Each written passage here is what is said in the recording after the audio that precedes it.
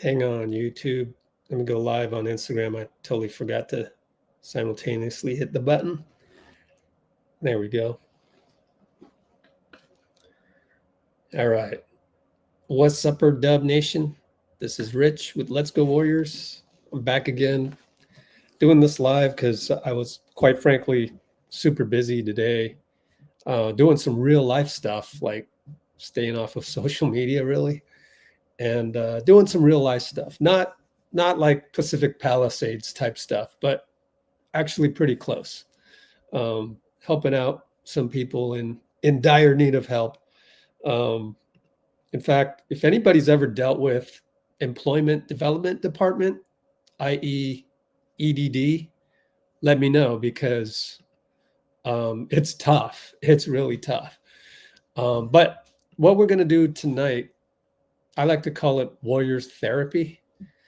It's really to just get you back to gratitude, give you some logic to digest, give you some facts to really think about before you jump off that cliff, before you let go of the rope. All kinds of metaphors out there for what I've been seeing on social media, sadly, namely Warriors Twitter. But that's to be expected these days. So I want to throw up a back screen. Actually, first thing I want to do is type in to the Instagram audience. Thank you for joining, but like, I'm going to engage on YouTube. That's just a safer place for us to do that. Oh, cool. We got someone from Cupertino. You're up pretty late. I'm hoping more of the Far East crowd hops on board. It's about, what, late morning over there? Anyways, we'll engage with commenters on YouTube. See link in IG stories. What Steph meant in locker room last night, plus more. So we're going to do that. We're going to give you what I think Steph was talking about when he talked about let's not make any desperate trades, etc. 1 p.m. in Manila. Cool. Thank you, Osman. Appreciate you. Sacramento lost big today. Yeah, I know, right? Thank you, Cholo. Sacramento lost big. He's like our JK. I know that some of you might not know who I am, so to say hello to you guys, I'm going to throw up a back screen that is a browser, and I have a couple things saved over there. I've been credentialed with the Warriors since 2009. Let's Go Warriors has existed since 2013. And the first time that I became just an independent journalist of the Warriors, attending every practice, every game, every morning shoot around, every pregame interview, every postgame interview, everything. And I got to say thank you to the Warriors for that. Really thank you to Raymond Ritter, Dan Martinez, Brett Winkler, Michael Ravina, all the rest of the people that helped build this channel, essentially helped build this channel. But in July, I had to say goodbye to Steph and say, hey, look, this is mentally draining and physically draining for me to just follow you guys around and film you guys working out. I mean, it's great, but I don't really get a chance to explain why I'm doing that. So because it's mentally and physically draining, not just monetarily draining, I mean, definitely monetarily draining. However, I did go out of my way to find like cheap Airbnbs. I stayed at a lot of hostels. I took, budget airlines. Like, people wouldn't believe, but it's pretty cheap to get to Miami via Spirit Airlines, for example. Frontier Airlines goes to Denver, which is a hub.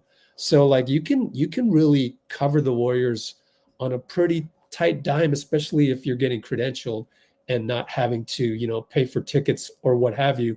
And why would you? Because if you paid a ticket, you'd be a fan and you wouldn't have access to the pregame interview and stuff like that. And that part is like the most important part. The morning shoot-arounds on road trips are super important to like get a chance to talk to Steve Kerr on a one-to-one basis, so on and so forth. All right, so what we're going to go through actually is on our Discord server, which is still in beta mode. I keep saying that, but I just really haven't found time to just sit down and spend an entire day to figure out how to accept subscriptions to the or memberships to the Discord server when there are a lot of angry people out there that just fly off the handle and will just say anything, and they're just angry and retransmitting their anger and hurt through thumb typing. I cannot deal with that. Why? Because I learned on myself, but I found out from Muni Long and J.Cole. I want you to hear this real quick. This is why we do what we do. And this is why I spent over a decade following the team all over the place. They got to know me. Like, there's Rich. He's the guy that films everything. And you know, I get high fives from Steph. Once butt slapped me on the way back to the Portland locker room. Luke Laux was like, you guys remember Luke Laux? He's now with Sacramento, assistant coach. He's like, let's go. Give me like a very inappropriate high five with the media member before game 6 at Houston. It's like you learn how to be part of the team. And that's what I want to show you guys. I was never able to explain that when I was doing everything that I was doing on the YouTube channel and filming all the workouts and stuff. And like, you know, whatever it may be, you just kind of understand the code of what it means to be part of Warriors culture. So that's what we infuse into every live chat that we have. All right. But mostly the intention has to be there. And the intention will be the following from Muni Long. Let's play this.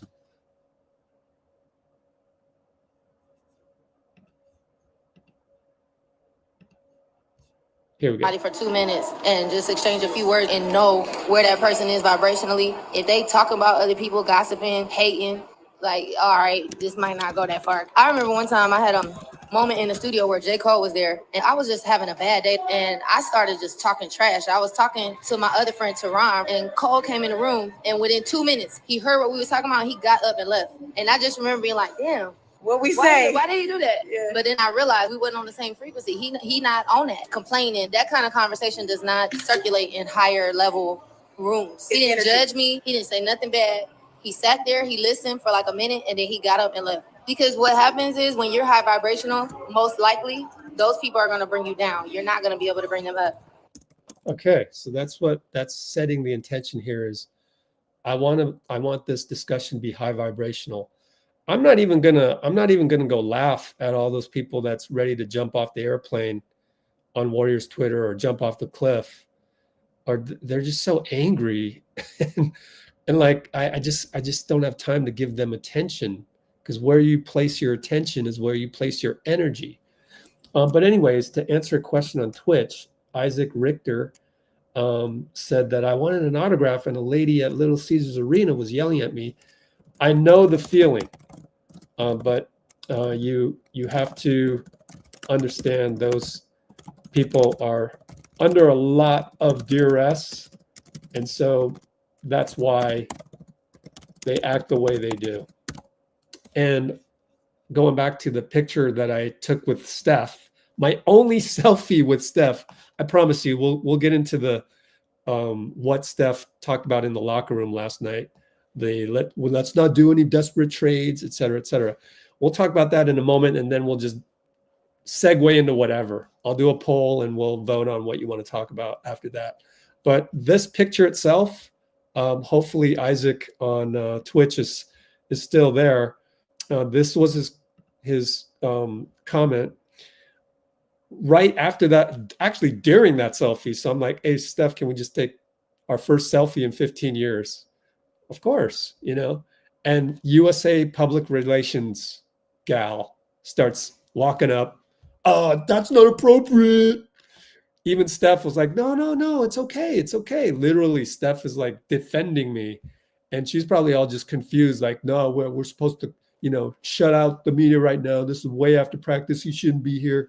And it's like, it's just an eye roll. It's just like they're so like in this competitive mode that they don't take the time.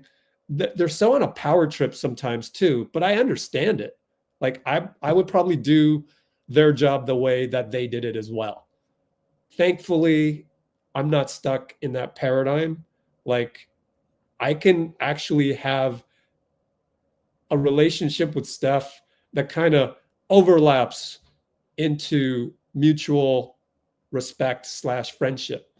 Now I don't want Steph's phone number or anything. Like, can you imagine, like, somebody once asked me that, what it would be like to have somebody's phone number. I don't want their phone number because I'd be tempted to text them about something. No, I want an arm's length on that. But so I know what you mean. And also all the people on Warriors Twitter that's complaining, same thing as those PR people. That's just, they've been tasked with a job that's like, you have to, get into the gladiator arena. I call the NBA a gladiator arena. And once you enter that competitive environment, you better fight. It's fight or flight or freeze. And that's why I kind of left as well. I told Raymond Ritter this a couple days after I met with Steph. I said, Raymond, I'm retiring from covering everything on the beat because it's just unnecessarily competitive.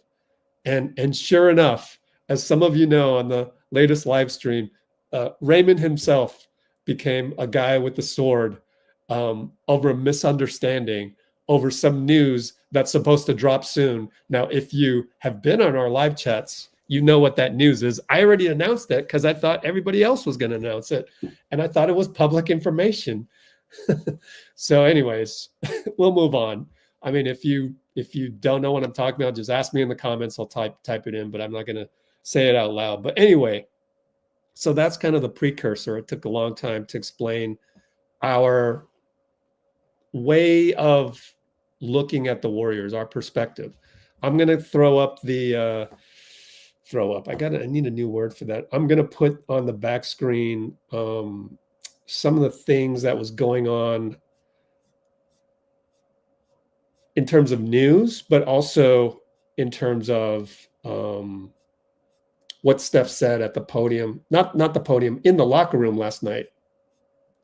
So let's go directly to that. Hopefully I have the video for that. I mean, if not, I'll just look for Anthony Slater's tweet. No, here it is. So on our Discord server, this is like, I can't wait for this to go public because it's like Twitter without all the unnecessary madness around every tweet. You get a tweet and then people want to attach their reply and you see all this like just negative energy that, just like J.Cole, I don't have time for that. I need to go tend to a friend that's like super depressed and suffering from a disease, that she's on disability, and like she can't have any negative energy like that. You need positive energy to heal.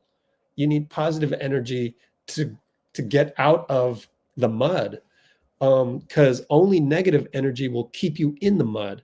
And that's why I just can't engage on Twitter anymore. It's just like, ugh. So anyways, this is like a safe environment for that. Nobody can respond to anything on our Discord server, although you can over here in the community space where it says high vibrational. Okay.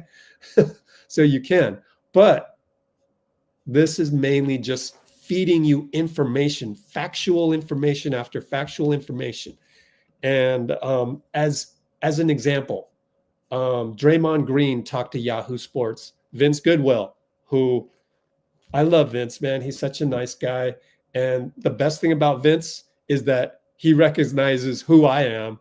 Like, he knows Let's Go Warriors. Like, all of the beat writers kind of know about Let's Go Warriors. Like, we go in there and we don't cause any problems. and we're generally positive about the team, and we encourage fans to root for the team. They know us as that. Whereas there's so many other, pages and YouTube channels. All they do is throw Steve Kerr under the bus. They throw, just pick your, victim of the week. Buddy Hield, Brandon Pajemski, Dennis Schroder, just whoever you want to throw under the bus. So, for example, we have all of the quotes from Anthony Slater, who got quotes from Steve Kerr at Morning Shootaround. Now, these are exclusive quotes. I know the difference between the ones that are getting aggregated by Bleacher Report and Clutch Points and what X, Y, and Z, NBA Centel, whatever they're called. Like they're going to find the juiciest quotes. I'm just going to give you every quote, because what comes out of a Warrior's mouth is the most important. We don't even really need to read the article. That's going to make a lot of enemies. Like I say, it's very competitive, right? But I'm sure Anthony Slater does not like the fact that I just said that. But what I'm trying to give you is only the facts. Like the other paragraphs around it is just embellishing this part and supporting whatever opinion they might have. So here's the one with Draymond. So anyways, that's a little background on our Discord server. So one of the things was obviously this. Now, maybe you haven't seen this yet, but we're leading off with this. This is the lead. Why did Steph say that they're not desperate to make any trades when they just lost to, here we go with the fear mongering on Warriors Twitter. Oh, we just lost to a team that only won one game in the last 16 games. Oh, Lacob isn't doing anything, and he professes to be so awesome as an owner. The list goes on and on of all these mindless reactions with no emotional regulation as to just why did Steph say this. So let's first tell you what he said, and then let's dissect why he said it. And it's really not that complicated. Been referring to desperate trades or desperate, moves that deplete the future. Like there is a responsibility on allowing or keeping the franchise when it, in a good space and good spot when it comes to where we leave this thing when we're done. Doesn't mean that you're not trying to get better. Doesn't mean that you're not active in any type of search to if you have an opportunity where a trade makes sense, or even in the summer free agency makes sense, you want to continue to get better. Nobody wants to be stale or be in a situation where you're passing up opportunities, but it doesn't mean that you're desperate, just flinging assets all around the place just because you want to do something. So there's Mike understands we want to win. We want to be in that position where, we've always said that you want to be relevant in the championship type of chase while, we understand we're getting older and deeper into our careers and allowing some of the young guys to kind of blossom. But it doesn't mean you're getting desperate. So still another 30 it's better seconds. to kind of be patient, understand what that looks like. And I know, Mike is always on the phone trying to figure it out. That's what a good GM does. Doesn't mean there's a deal on the table. Doesn't mean that you're desperate. Doesn't mean that you're just flinging, like I said, assets all the way around and being reckless with it. Are you comfortable with, with the activity level 3 weeks out? If there was a situation that made sense for our team, I'm pretty sure we know about it. It's how we've always operated. That's the expectation now until February 6th. Okay. Side note, for Anthony Slater to videotape this while pursuing those quotes, because that's what your typical newspaper, The Athletic is an online newspaper, article writer, that's what they're after is they've got a premise for a story. Now I need the quotes to make the story supreme. And for Anthony Slater to videotape this as well is next level. I've always called him the KD of reporters. And ironically, he was the OKC beat writer when KD was there. And when KD went to the Warriors, he came over, Anthony Slater did, from OKC, and was hired by the Mercury News for that. And then The Athletic was created, and the rest is history. But he'd always kind of done this. I used to stand right next to him and film the entire thing. So Anthony always had the soundbite, and I always had the entire one of it. And it's, all over our YouTube channel up through like 2020. It was around, actually 2021. It was around 2022. It was around 22 when I started to taper off, because I just came to some realizations that I was really getting way too stressed out being on the road and being in the locker room and all that. But let's get on to what Steph meant by that. I think the reason why it got brought up, and again, I want to point to the fact that Draymond Green literally said the same thing to Yahoo Sports and Vince Goodwill. He goes, I disagree with mortgaging off the future. Then Steve Kerr talked to Anthony Slater right here. I got all the quotes from Steve from Morning Shootaround in Toronto, and also said the same thing. And then Steve Kerr said the same thing on 95.7 today. I listened to the entire interview of that on the drive home. It gets really good towards the end, by the way, on that one, especially the part where Steve says, there's no way Steph would ever leave the Warriors. He's a Warrior for life. And who else do you need to hear that from? Okay.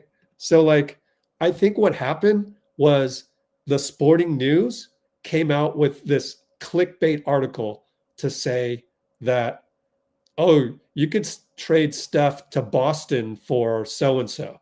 Okay. So there was that from a major sports publication, the Sporting News. I mean, they're pretty big. They're not gigantic, but they make enough waves. And then also, I think Steph is keen on, and so is Draymond now that he has the Draymond show. And he has, Jackson works for him, right? Everybody know Jackson Safon. He works for Draymond on the Draymond show. He produces the podcast. And part of that job entails keeping track of what's being said in social media.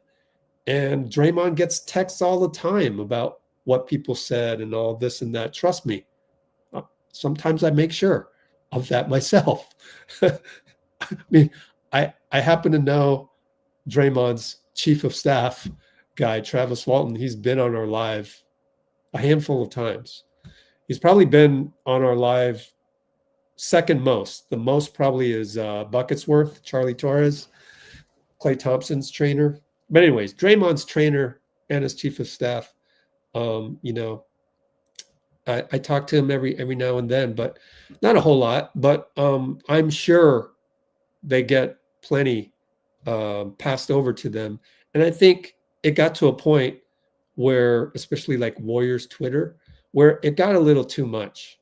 Steph started hearing, oh, the franchise owes it to Steph. Oh, this Steph, that Steph, like, how can you do this to Steph? Steph's going to leave, and I think the three of them, according to Steve, they talk about this all the time. Okay. So go listen to the 95.7 one, go to the end, maybe the last three questions. Steve Kerr will tell you that he talks with Draymond and Steph all the time. Duh, of course they do.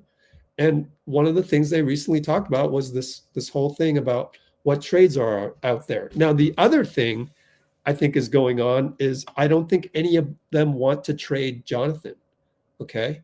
So that is definitely something they don't want to do. They don't want to trade JK. And I wouldn't either, especially when the guy just racked up 25 and 5 in 25 minutes. I have not figured out a simpler way to put it to casuals. The guy had 25 and 5 in 25 minutes. That's like poor man's LeBron numbers, okay? If someone is giving you poor man's LeBron's numbers, like JK is getting to the nail. You know what that means? The free throw line. There's a nail at the free throw line. That's why we call it the nail. He's getting to the nail and he's spraying out. Where does the word spray come from? It is what coaches call kicking out to the three-point shooters in this NBA era. That's a favorite word of Mike Brown, actually. You go listen to any Mike Brown interview, he's talking about De'Aaron Fox getting in spray. That's what JK was doing. That's what was so eye-opening about JK before he went down. And so with JK playing at that level, no, you cannot trade JK. Now, the problem, though, is most trade scenarios for like a Jimmy Butler, and there's not a whole lot of other, guys available. Normally there isn't a Jimmy Butler available in February. Normally it's like Damian Lillard demands a trade a month in. Normally it's James Harden demands a trade. I mean, this just doesn't happen all the time. So Jimmy Butler is like one guy that Dean Chambers thinks can really move the needle for us. I think probably so as well. But the prevailing wisdom, and wouldn't you, if you were Pat Riley, wouldn't you just immediately come out and say, yeah, first of all, he came out and said, we're not trading Jimmy Butler. Second thing, then, okay, we are, because he's being toxic to us, is basically the bottom line. Okay, we'll listen to trade requests. Okay, it's just like, all right, fine. But behind closed doors, if you were Pat Riley and Mike Dunleavy gave you a call, I mean, you got another month. Well, less than a month now. You got about 20 days, 21 days. Like, you got till February 5th, February 6th. Is like, wouldn't you start off like it's just like poker, right? You got to start off with something and then work your way down in negotiations. So you start off and you go, nah, man, I'm not doing this deal unless JK's in it. And so that's probably kind of the first round of negotiations with the Warriors that Steph and Draymond and Steve Kerr have been privy to from Mike Dunleavy. So it's like, heck no, we're not going to trading Jonathan after that week he had where he just like had an epiphany and he was getting to the nail and spraying and racking up 5 assists in 25 minutes. Poor man LeBron's numbers. Like, this is one of the things that I think is going on. And this explains why Steph would tell reporters that, hey, look, we're not going to just fling all these assets. Now, the other thing is the first round draft picks. So let me write some notes in the description. So I just spent like 10 minutes on not trading Kuminga as one reason why Curry said what he said. So then the other one is the draft picks. Now, I went ahead before I went live here. I went ahead and contacted our guy, Eric Yemino, NBADraft.net, just to make sure. Remember, you told me, Eric G, you told me 2025 draft is epic. So right now, if I throw the back screen to the standings. Oh, hey, Steph, what's up? Right now, let's hit refresh. The standings have us. Actually, let's change it to league standings. Let's count up from the bottom. 1, 2, 3, 4, 5, 6, 7, 8, 9, 10. We are the 10th worst team. Right now, it looks like we would get the 10th pick. Okay. I mean, just that's the way the ping pong balls are set up. The further you get away from number one, the more likely you are to get the pick that how bad you are in the league. So 10th pick. And if you just go to NBADraft.net, I mean, they already got a guy for us. I mean, this draft is going to be pretty deep. So, like, the way I look at it is like Kuminga was a number 7 in like pretty much normal draft, maybe actually above average draft. And like, okay, so if Kuminga was 7 in that draft, what would he have been in this upcoming draft? Somebody like Kuminga, very athletic, 6'7", 6'8", he would be like he would probably go 10th, 11th, 12th. So we get another, supreme like athlete, world-class athlete type. But anyways, check out, we got this Frenchman, Noah Esengue. I don't even know how to pronounce it, but this guy is 6'10". Okay. 6'10". There's not really anything on him yet, but I mean, there's some height, there's some athleticism, right? I think we're going to get somebody pretty darn good. So you got to take 2025 draft pick off the table. I don't think any 2025 draft picks are going to move at all in trades that haven't already moved, because the draft is so deep. And 2026 is starting to formulate now, depending on who, reclassifies in high school and all that. So Eric G tells us 2026 is pretty good. Like, our actual, tradable draft picks are kind of out in, 2027, 28, 29. And that's about when Steph is going to retire, man. So I think that's where Steph is kind of going. We don't want to be flinging assets around, because if we happen to be a lottery team out when I retire around here, let's say, then you will have already spent your draft pick. Maybe it's for Jimmy Butler. By then, Jimmy Butler is like 37 as well. And we all know how hard it is to be an NBA athlete at that age. And so, like, I think those are some of the things that were swirling around behind closed doors that made Steph finally, go public.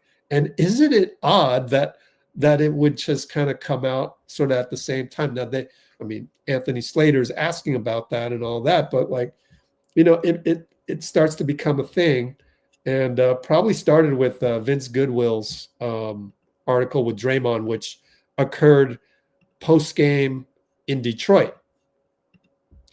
And the cool thing about that is Vince Goodwill used to be the Detroit beat writer, and he's talking to Draymond, who is from Saginaw. So like, there's a cool connection there, and good work by Vince Goodwill. It wasn't aggregated all that much, but it's along the lines of what Steph said the next day and what Steve also said the next day. So they definitely, the three of them, had a recent conversation. So like, as far as like, what's a desperate trade? I think it's multiple first round draft picks. I don't think it's one. I think it's two or more. I don't think it's a second rounder. I think it's a first rounder, two or more. And that also tells me that the trades, the trade negotiations for someone like Jimmy Butler, maybe even someone like Cam Johnson, is like, you got to spend those draft picks, those first rounders. So that's kind of, I'm getting the sense that's how I'm digesting this, is that the negotiations with the teams, even Zion, probably, whether it's Zion, whether it's Cam Johnson, whether it's, we're not interested in Brandon Ingram, but him and Jimmy Butler, like it seems like the other team is right off the bat thinking multiple first rounders. And why would you not negotiate that way? If I were Brooklyn, that's what I would do with Cam Johnson. We looked at Cam Johnson yesterday, and I really like his contract. Jimmy Butler is a $50 million player, and most $50 million players involve like draft picks, first round draft picks. So I think part of this that a lot of people are forgetting. I saw on Warriors Twitter today, some guy was like, come on, Joe, do it. Like a protected pick and Wiggins for Jimmy Butler. How can you not do it? You're terrible. Dude, you think Pat Riley wants to give up Jimmy Butler for a protected pick? I mean, we're talking about a $50 million player. This is like an elite player. Granted, he's injured and he's getting older, but this guy has a pedigree. 2 finals appearances, led the Heat to 2 finals appearances. And, you know, makes in that tier 50 million plus. And it's like, or will make 52 million once he opts in, which is another news item that came down the wire today, which is, we'll go through it, but Jimmy Butler had a face-to-face meeting with Pat Riley and said, hey, look, I'm probably going to opt in on that 52 million for next year, but I still want you to trade me. So trade me at that $52 million level. And like, I just think that what the Warriors are getting back from the teams that have these guys is that it's going to cost you a first rounder, multiple, like 2. And like, we can't do that. Like, that's what Steph is saying.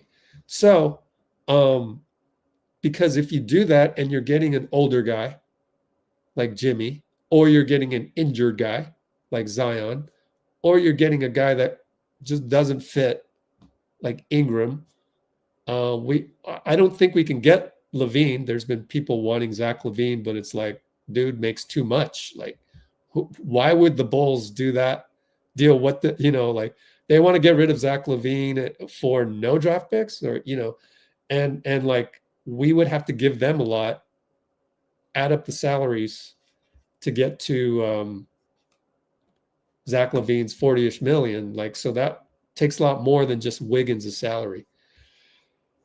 So all those names, like, who cares what the names are? In my opinion, it's just like, it's not wanting to trade Kuminga for me. It's obvious reasons, because Kuminga turned a corner before he turned his ankle, right? This guy got a 25-5, and whatever the stat was before that game, that equally impressive.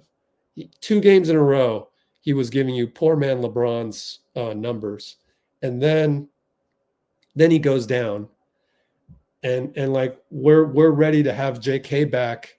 This is what Steph, Draymond, and Steve are thinking. Like, we can't wait to have J.K. back because he's like at this level now. So why would you trade that right now? Like, we're excited about him, but yeah, it kind of runs into the trade deadline. And then the other thing is that you can't trade Schroder until February 5th. So, you know, Schroder, I said this last night and I've been saying it, is like his contract gives you more optionality with trades. It's all about optionality. It's all about different combinations you can make. So if you needed to go get Vucevic, you want to consider putting Schroeder's contract in there, because that'll take up 13 of the 20 million it's going to take. So why is there a rush to go do that right now? Like, you have to wait until Dennis can be traded, which is February 5th. So if you're going to wait for that one to become tradable for you, and you have these options to move, and by the way, Pat Riley is probably, you know, just going to sit back and wait for all the offers to come in and then really start working February 5th and 6th. So we're all on the same timeline. It's just like, there's no need to do anything right now. So like, you can go on Twitter and thumb type all your frustrations away, but I'm coming to the realization, and if you've been on Let's Go Warriors, you start to understand this, but it's just a bunch of people that want to complain. They're just having stressed out lives, and that's what you do. You go to social media and it's like a Band-Aid. Like, oh, that feels good. I just threw Buddy Hield under the bus. That feels good. Oh, let me throw Steve Kerr and Joe Lacob and Mike Dunleavy under the bus. The funny thing is they don't throw Steph under the bus.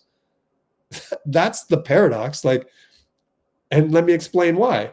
Nobody is throwing Steph under the bus, despite the fact that he's the one with the most viral video out of all of them in terms of, if you go back to the Discord server and the video that we just watched, Steph is the guy that says we shouldn't do any of these desperate trades where we're flinging assets, whether that's JK, whether that's 2, 3 first-round picks.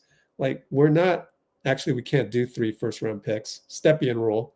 The 2030 pick is the Jordan Poole one, and that's protected. And, so 2 first-round picks, and the draft picks go out to 2031 right now. So it's complicated, guys. Nobody on Twitter is throwing Steph under the bus for the exact same words. You're going to see all these screenshots of paragraphs of Steve Kerr quotes saying the exact same thing.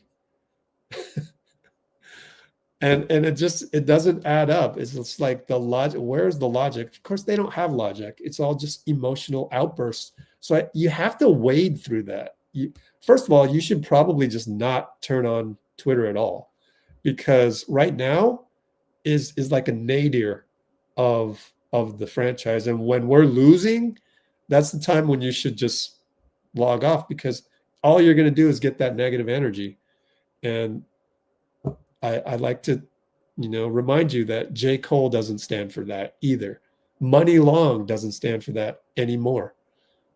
So you shouldn't stand for that, because where you place your attention is where you place your energy. So if there's going to be a lot of all of the stuff, blaming and finger pointing, why waste your time with that? It'll only bring you down.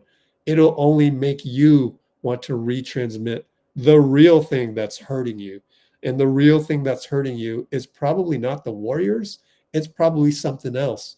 It's probably like when I had the disagreement with, not disagreement, the misunderstanding with Warriors PR. Even Raymond Ritter himself, this guy's good at what he does. He was the one that invited the kids to the back room to meet Steph. Scroll up here, and I had that, this whole story I wrote about on the website. And let me just, it's in the description, the link. He's a good guy. But this one piece of information that he's really sensitive about, oh my God, I unleashed the beast. Not intentionally. I'm just doing my job. I'm just enjoying the Warriors. I'm just the next bit of information that comes along that I got publicly. So I get it. You can be a good person and still be nasty on Twitter. It doesn't make you a terrible human being, but when you go on there and you thumb type this stuff, you got to understand that's not real life.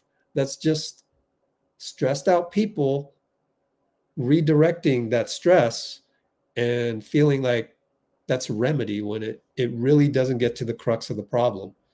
The crux of each individual's problem is that they're stressed out already about something else. Whether it's, you feel like somebody at work backstabbed you. So in other words, Raymond Ritter probably thought I backstabbed him. Dude, I'm not here to backstab you. In fact, that's why I don't want no more credentials. I'm done with that. I don't want to be backstabbed, and I don't want to backstab anybody on accident, right? And that happens when you're in the arena of the gladiator. So Warriors Twitter is in the arena of the gladiator, although it's peanut gallery, it's way over there. These guys are stressed out people. They went into that arena already stressed out. So they're looking to fight or flight. Are you gonna flee when you're on Twitter? No, you're gonna fight. So I say, don't get your energy sapped by joining the fight. There's no reward for that. I mean, maybe you could get enough guys to say, oh yeah, fire Steve Kerr or Lacob sucks and this, that, and start a podcast. And then you can sell t-shirts or something with all those clicks. I did that before, not the throwing of people under the bus. I've never done that ever since, 2013, when I started hanging around the team and understanding what it was like to be actually part of Warriors culture, like around the team all the time. It's like, it's positive. It's never this negative stuff. They know better. They know it can destroy a locker room. And just let Warriors Twitter be what it is. Bunch of lost souls. If there's anybody that's on Warriors Twitter and wants to get out of that loop, let me know. I'll help you out. I got out of the loop. Thank goodness. But I was never one to throw anybody under the bus either. And a lot of that is just basketball experience.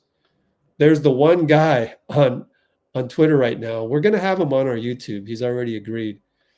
I'll let it be a surprise, but him and Tim Kawakami, we got to get Tim Kawakami on here too, because I used to work at Golden State of Mind, and that was the first blog that Kawakami worked in, appeared on the website in an article or did a little Q&A or whatnot. So maybe he'll have, he knows I've been there for years, but I don't know that he really knows what Let's Go Warriors does. But anyways, there's another guy that is a former coach, played the game, just like me. I used to run leagues. That's why my Twitter handle and most of my handles are called Poor Man's Commish. I was the poor man's commish in the Bay Area. I ran men's basketball leagues. I don't do that anymore because it's all about youth basketball now. All the guys that played in my league are now AAU trainers and stuff, full time even. And but the experiences I had as a guy that took all stars from my league and went to play in amateur tournaments in other cities, I think that goes a long way. That's like understanding a locker room, understanding egos, understanding how to distribute minutes, all of that stuff. And so I think a lot of people who are like me that have a lot of experience, they realize not to waste time on Twitter. But the ones that are the loudest voices on that app, those are the ones that actually don't have the depth of experience. So they can't just sit there and formulate logical reasons as to why things happen. So they're drinking the Kool-Aid. They need the Kool-Aid because they don't know any other way. So, I don't hate them or anything. I just think they're lost. And I'm happy to help them out anytime they need help. Just email me, rich@letsgowarriors. In fact, I wouldn't be where I am without learning how to emotionally regulate myself. And for me, I got it through meditation. For other people, it might be, religion. For other people, actually, I just learned about this because I live right by Stanford and I listen to science podcasts. There was a guy who does hypnosis, and he's a professor at Stanford. So apparently hypnosis can help you out with that, like kicking a habit, whether it's smoking or whatever, stress. So I'm actually gonna look into that because this guy came up with an app. So I'm curious because it might help my friend who is suffering from the illness that has now led to problems with the EDD, like I said at the opening of this live stream. Anyways, so I think that is the reason why there's a lot of just people screaming right now and, oh, I don't know what to do. And my advice for that, my real Warriors therapy for you tonight, which, geez, I just spent like 20 minutes talking about Warriors Twitter and stress and where you place your attention is where you place your energy. So now I want to talk about what my advice is for this period in time. My advice for getting through these losses. My advice for dealing with the injuries. Okay, I get it. Last night, it looked really bad. All these things like, oh, we shouldn't have lost to a team that's trying to tank. I even said that on the live stream. And yet, it happened. But it happens in basketball. But we didn't have J.K. And we didn't have Dre. And we didn't have BP. And we didn't have GP2. And we don't have Melton. That was the first domino to fall. So, I'll just say that the only thing I really disagree with, like Steve Kerr and the rest of the team, is that, at least publicly, the Melton injury really hurt the chemistry. It really hurt the chemistry because Melton is the guy. When you look down the Warriors bench, you don't have anybody over 6'3" that can dribble the ball other than Draymond. But Draymond can't really attack the paint and score. Kuminga can, though, but he's injured, right? You don't really have other than J.K., a guy that can get his own bucket, which means knows when to dribble, pass, shoot, that kind of thing. So, what do? You have a lot of guys that are specialists. That's a problem when all you have is that and Steph Curry, as we saw last night. The roster just isn't good right now. I don't disagree with that. But the roster is supposed to include those guys that I mentioned, Draymond, GP, BP, and JK, and Melton. So Melton was a guy that was 6'4", could dribble, could shoot, could stay in front of James Harden. First preseason game, he stole the ball from James Harden. DeAnthony Melton is one of the few NBA players that can get a steal by grabbing the ball away from you. And that specialty is just super unrecognized. So we really lost. It's like in 2022, if we had lost, what's the equivalent of that? I'm thinking maybe Otto Porter, but Otto really played a 4. Maybe the defensive side of Jordan Poole. Think of Jordan Poole, but the opposite, super duper good on defense. And like Jordan Poole, 2022, super good on offense. Every now and then, flash in the pan, good defensive play, right? Melton's the opposite. Super elite on defense. Every now and then, a flash in the pan on offense. Dude will hit a 3, with a hand in his face. We didn't get enough sample size, but the sample size that we got, it was pretty good. He was hitting those. Okay? So, people don't realize losing DeAnthony Melton is like losing Jordan Poole in 2022, except the opposite of that, offense defense wise. So that's kind of one of the things that I think people don't realize. Would we have won the championship without Jordan Poole? I'm not saying we would have won the championship with Melton, but we'd be a hell of a lot better team. And it's a domino effect. So if you take a ball handler, playmaker, and defender off the court, you lose a lot. Like that's a void. That's a huge void. On the other hand, some good things come out of that. J.K. gets more space to work with instead of Melton, right? And J.K. was non-existent when Melton was on the team, right? So we had to evolve away from that. In fact, I found out that Terry Stotts, those flare screens, those went away. They don't do those anymore. And the reason why they don't do those, they're not going to say this, is because there's no Melton on the squad anymore. You got to do that with like an extra ball handler out there that can hit a three, and that's Melton. Okay, so that's been lost in all of this. Like the importance of Melton, I cannot understate.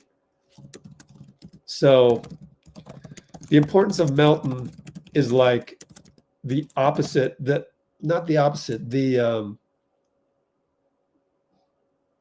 opposite, the diametric equivalent of losing Poole in 2022. And I guess I'll look in the comments later. I'll catch up on comments pretty soon. And then you lose JK. So again, what I'm trying to explain now since 7 minutes ago is the way that I look at this team right now is like these losses don't really bother me. I'm going to disagree with Steve because publicly he's got to say, oh, we need to get back to how we were 12-3. We need to have all those things that we did. It's a hell of a lot easier to play the blitz defense when one of the guys is Melton. It's a hell of a lot easier to rotate. It's a hell of a lot easier to stay in front of your man because Melton is going to stay in front of his man. So you get to guard one guy down in the pecking order. Now that Melton's gone, you got to guard one guy up in the pecking order. That's harder to do. There's tougher players to do that. Okay? So like Steve Kerr can't say that. He can't go, the main reason is that the main domino of all of that on our defensive side was Melton. Okay. So because we don't have that facet of the team and we don't have JK, like these problems that we're seeing on the screen, that's not really our team. Like, first of all, not just JK, but Draymond wasn't there. And even when Draymond's not there, well, we don't have a hustle guy to kind of touch every, intersecting paint line on the floor like Brandon Pajemski.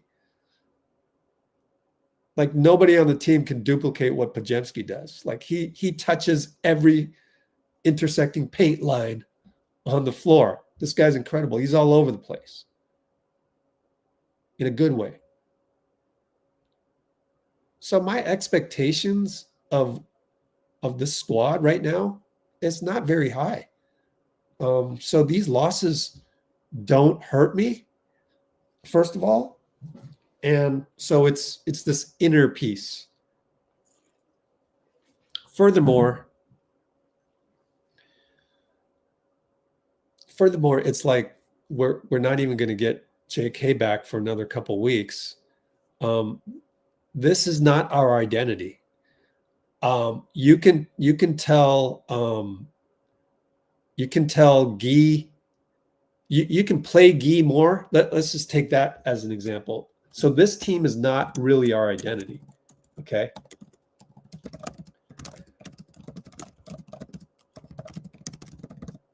That's why I'm not worried about anything. It's just like when you play men's league, your best player is like, let me see. Who was our best player in the Japantown League? Second best player. I used to play with a couple Filipino Chinese guys, Brian Baptista and his brother Daryl. They were the ones that recruited me. They saw me at tournaments.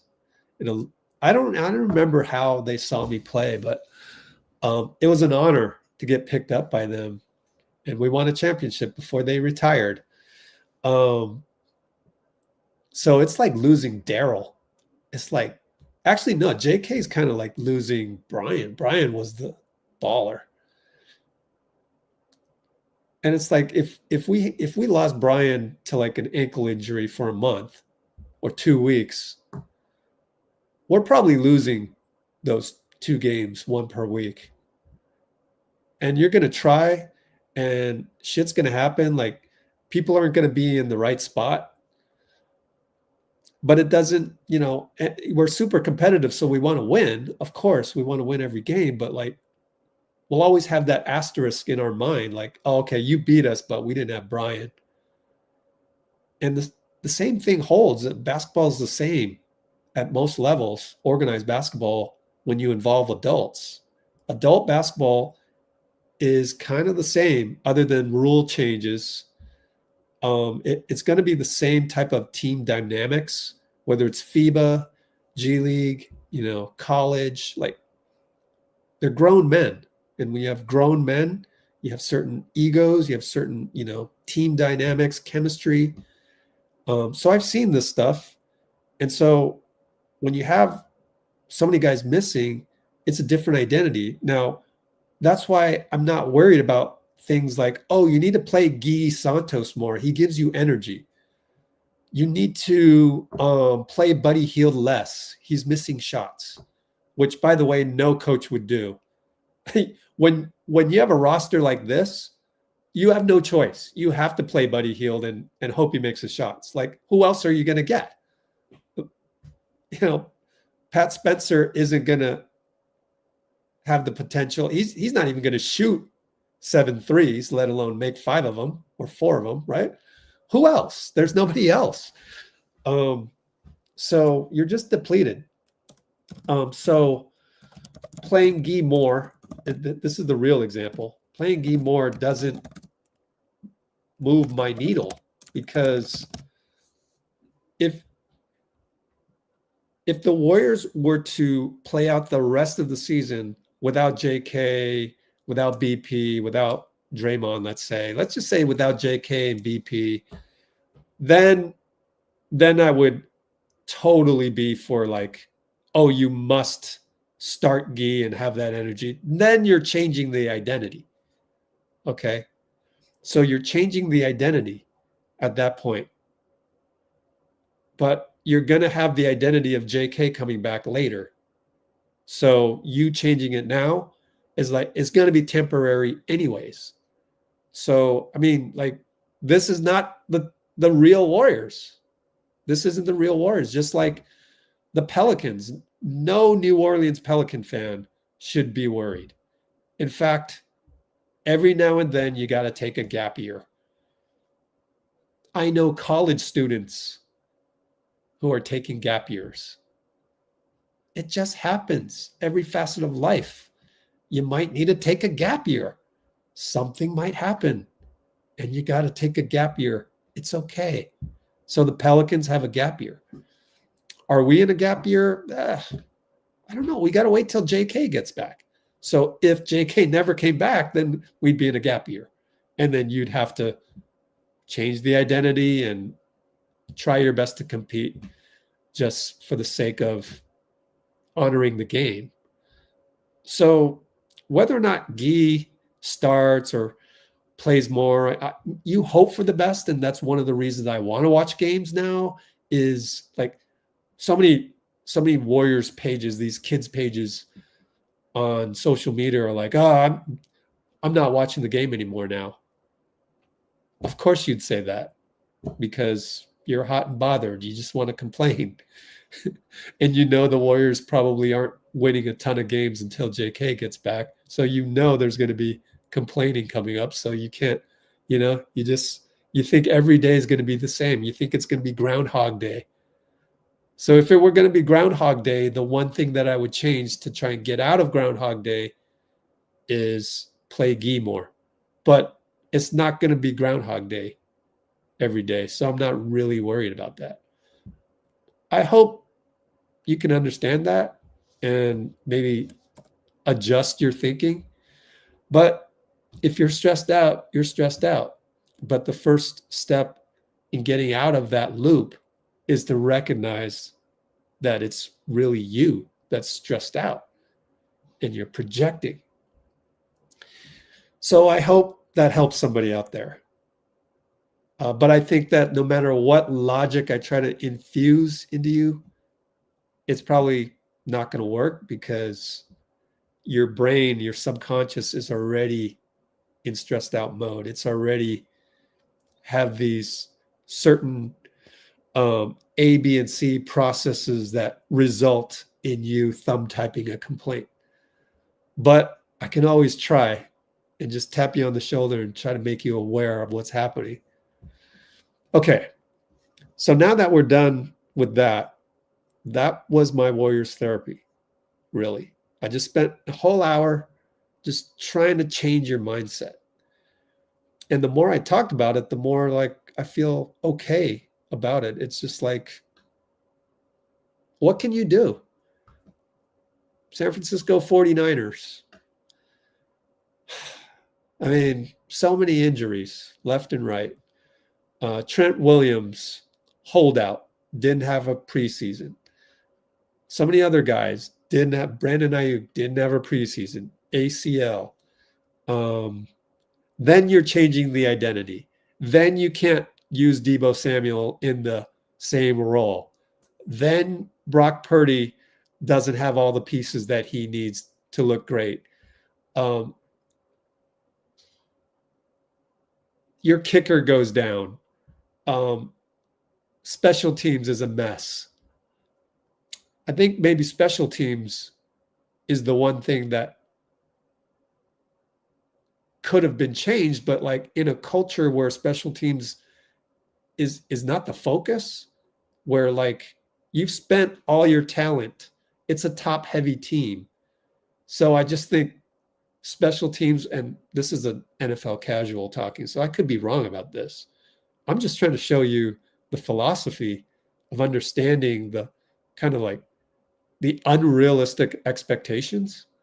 So like if you're a top heavy team, that means no matter what, your special teams is going to suck because it's a bunch of scrubs. You're never going to risk injury by putting like, and you can't just put one guy. You can't just put George Kittle on special teams and expect special teams to be great. You would need to put Kittle, who else? Jawan Jennings, Juszczyk. Like, you're not doing that. That's way too risky for injury, right? So, like, the Niners having all these injuries, man, it's a gap year. It happens. And is it a surprise after so many postseason appearances that this happens? Like, I don't know that it's worth wasting your energy being mad that the Niners finished 6-11. Who cares? Like, it got off on the wrong foot. Are there lessons learned? Absolutely, but you can't really learn those lessons just like everything in life. You can't learn those lessons until there has been catastrophes. Just like San Francisco and every American city now has deaths from bike riders being run over by cars has gone down. You see the exclusive bike lanes with the protection of those little rubber things. All of those came at a cost of so many dead bikers. When we finally adopted some of the rules and some of the thinking for protecting people who ride bikes. So the human condition relies on making mistakes to become better. So we're making mistakes right now. And we've had to alter the way we pick draft picks. Now we pick them with more experience. Maybe if we get a lottery pick again, maybe we will have learned from the Moody pick to pick it better this time. But you have to make those mistakes first. because that's the human way. Sports is a reflection of society. So what do you want to do now? Shall we, what should we talk about next? News that came down the wire today. We can do some film study of Toronto, or type it in.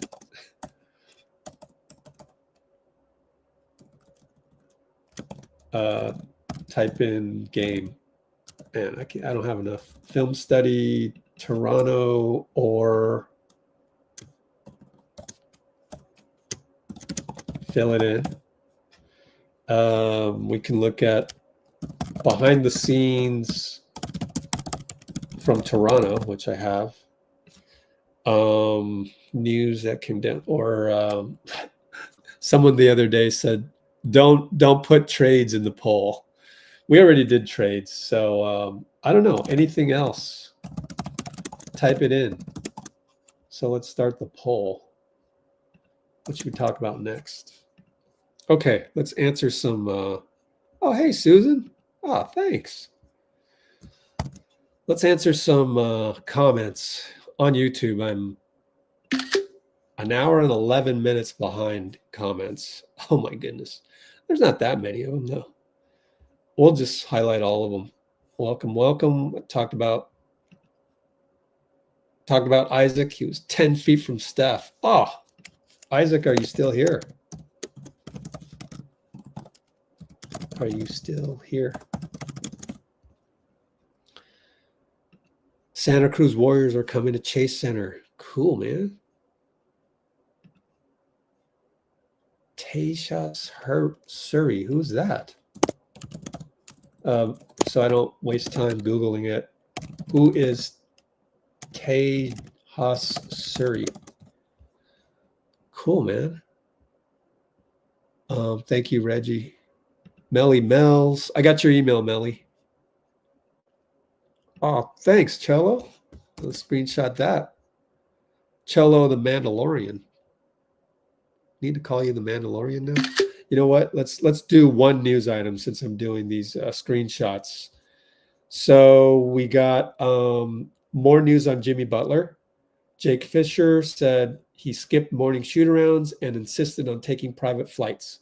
I haven't written the article, but Dub Nation is pretty much divided on Jimmy Butler, at least on Let's Go Warriors. So I'd love to, we'll do a poll later to see what you think. Now, do you want Jimmy? Like, I think this hurts his credibility. Like, that goes, you can categorize that under the toxic category if you want to compartmentalize Jimmy Butler. Is he going to do that with us and whatnot? This is the Draymond Green, Vince Goodwill thing. And yeah, we went live 2 nights ago to talk about Steph visiting with the 15 kids in the coach's room. Okay, so these are some things that came out today. Or this is yesterday, my fault. So we had behind the scenes notes on Toronto, which is now ancient history. But if you wanted to do behind the scenes, we could look at, Andrew Wiggins, autographing stuff, etc. There's a bunch more other stuff. And then this morning, Anthony Slater came out with exclusive quotes from Steve Kerr and Buddy Hield, by the way. So let's look at the Buddy Hield part, because the Steve Kerr part was just reiterating that we don't want to do desperate trades. And basically the only thing from Buddy Hield was, I'll figure it out. Everything will come. All right. With that, I'm going to go back. Here's the Vince Goodwill Draymond one. I'm going to go back to talking about, here's another behind the scenes one, but let's go look at more comments. Ah, Robbie. Yeah.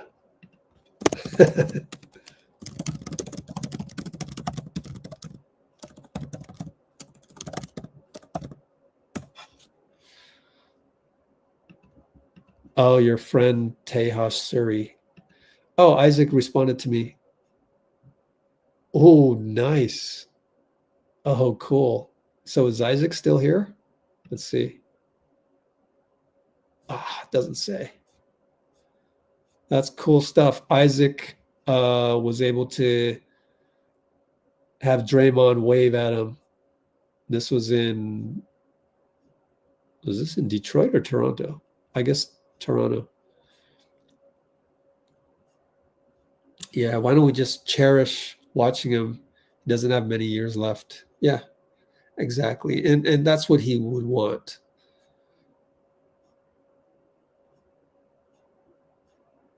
Yeah, Melly Mills. Amy's in the house. Dean is in the house. Yep.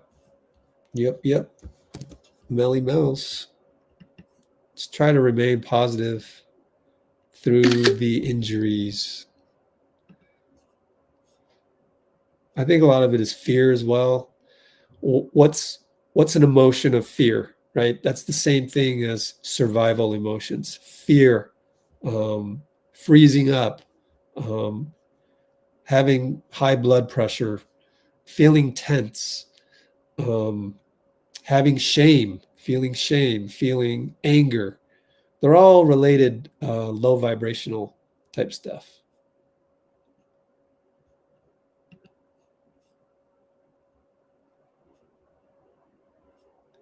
Okay. Bruce in the house. Oh, I love you too, Amy. Bruce in the house. Amy always has something nice. Let's look at another.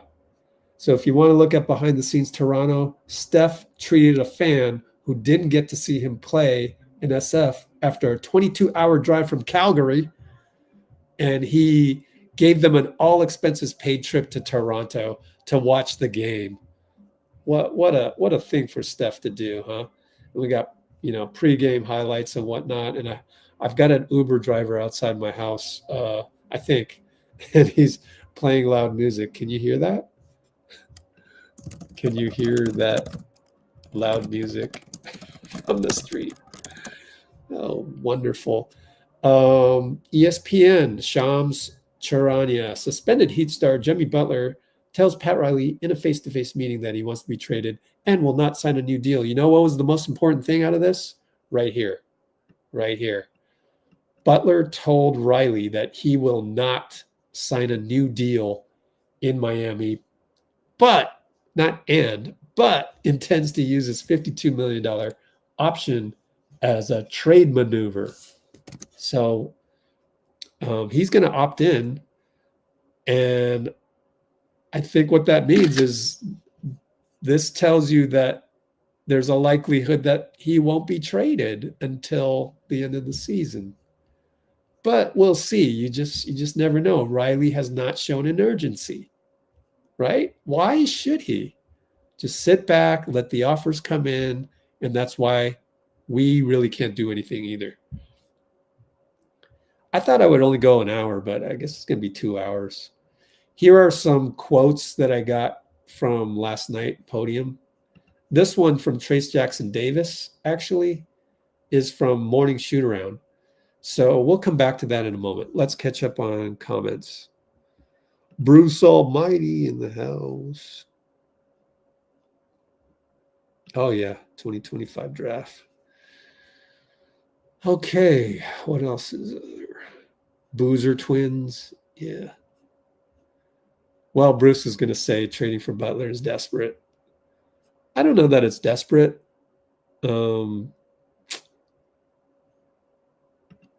But it is a risk. Mainly from the age and injury side of things.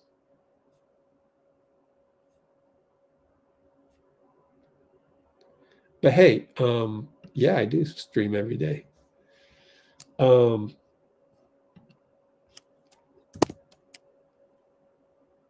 was I going to say? Cooper flag. Oh, how about? Oh, Bruce has both of his.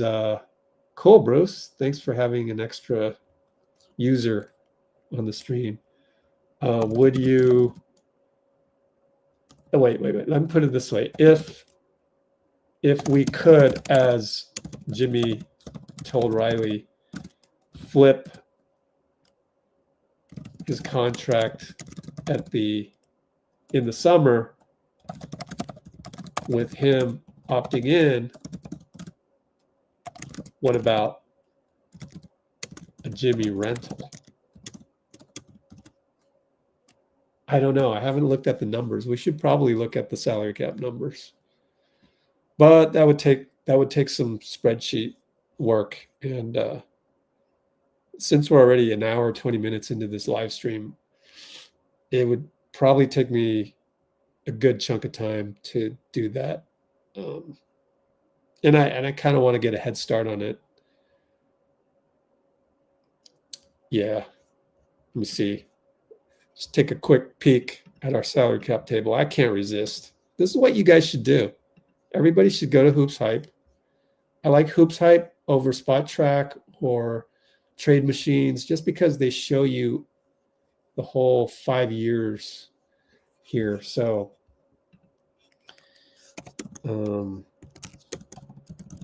on renting Jimmy Butler and looking at our cap table.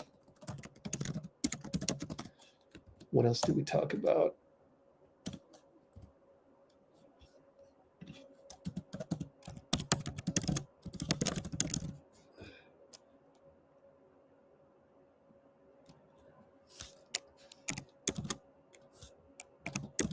Yeah.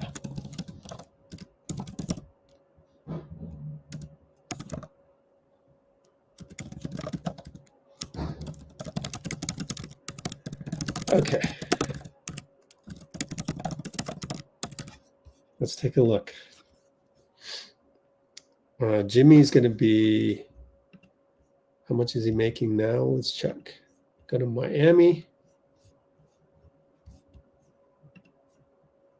He is making 49 basically. So around 48.8. Man, you know, if you're not trading Kuminga, we can avoid Kuminga somehow. We did a mock draft here thanks to Dean. It brought also Vucevic in here. And it says failed, but that's because Schroder isn't available until February 5th. So don't mind that. But this one's complicated, right? But we're gonna have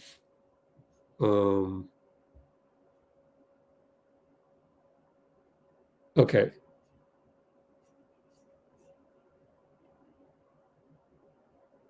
We'd have to go through the exercise of looking at what the salary cap table is for next year. That would be 20 million for Vucevic and potentially 52 million for Jimmy. What's the second apron? What is the second apron level for 2025-26 in the NBA? Please give me the right answer. Artificial intelligence. 189 million. Okay, so go back to Warriors. 189. That puts us at, man, even just Jimmy alone, we're in the second apron. That's the problem. So then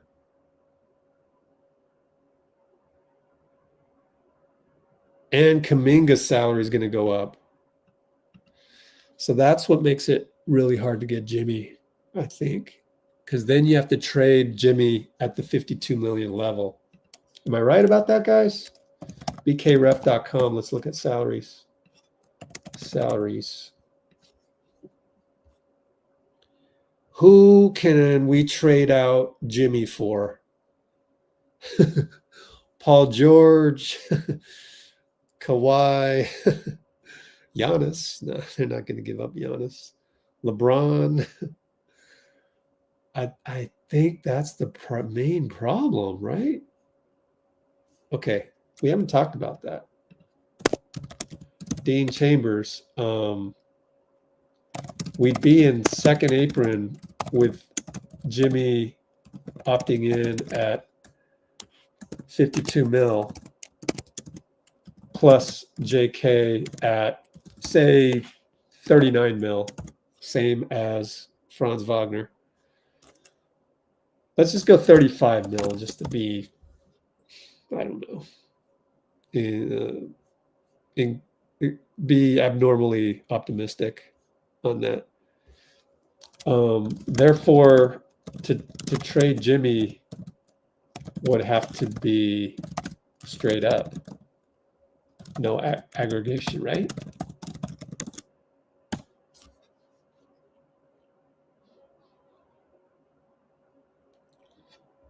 So I think that part is the scary part. You are in the second apron and you cannot trade out Jimmy Butler. If the shit hits the fan, you cannot trade out Jimmy Butler for anybody other than somebody close to this or lower. But it would generally be in that range.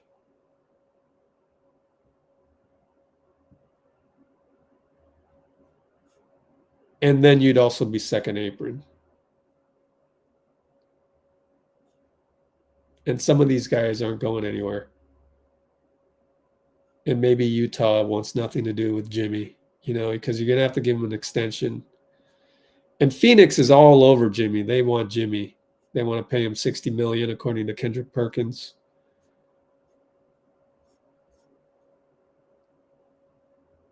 $207, yeah. Okay, so 207.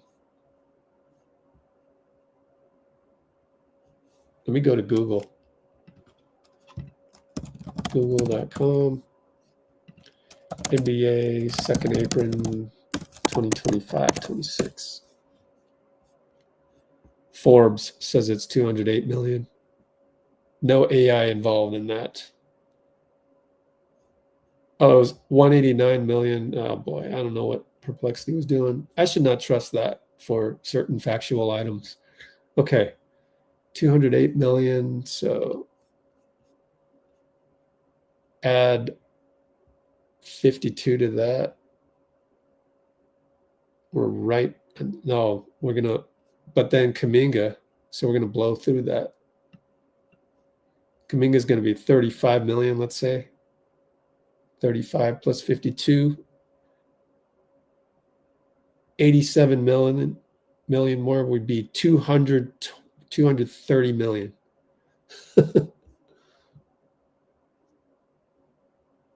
Trade Butler before signing JK. Okay, possibly.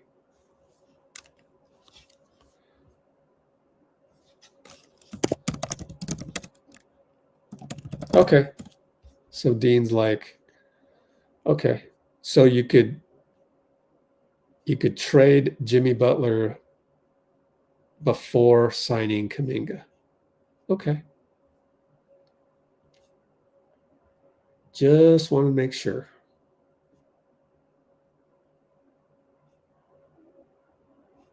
Yeah. So anyways, yeah, it looks like Jimmy Butler possibility. It you can consider it a rental, maybe not. I don't know. I'm still on the fence on that. So I think I want to wait until February 5th to make a decision. Site that stopped working.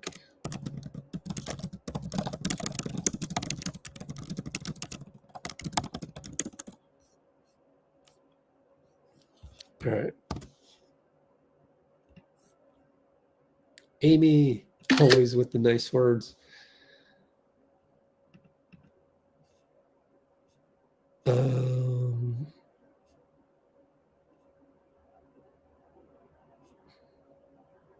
Man, Wiggs, man, lately, gosh, the way that Wiggs has been up and down lately, and he's really not a self-starter.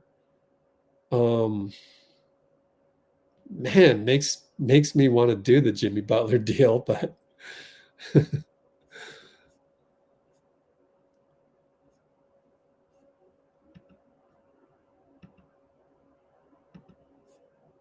there's no one else, you know, huh?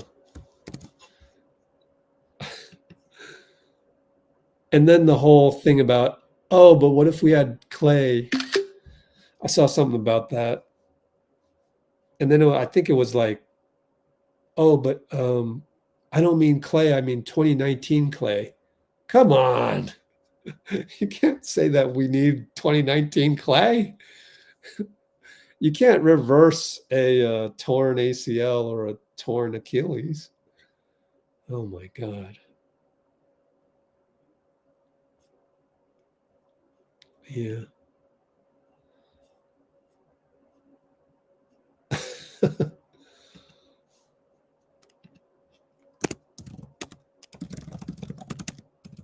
um,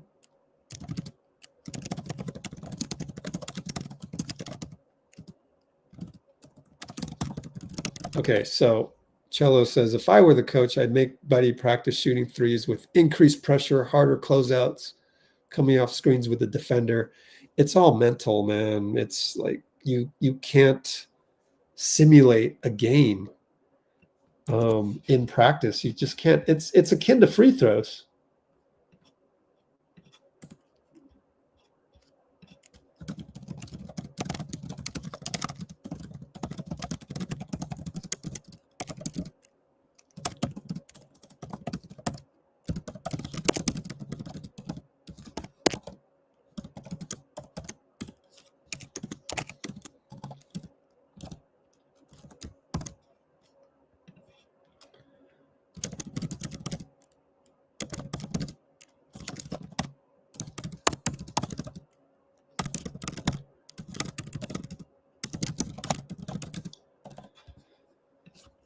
Okay, so I think hitting those threes, those open threes, is pretty much like free throws. It's hard to replicate in practice.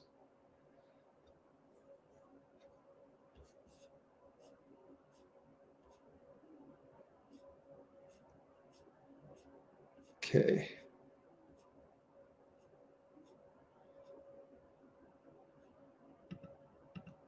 Arbel was asking Bruce, how are you feeling Kansas versus Houston?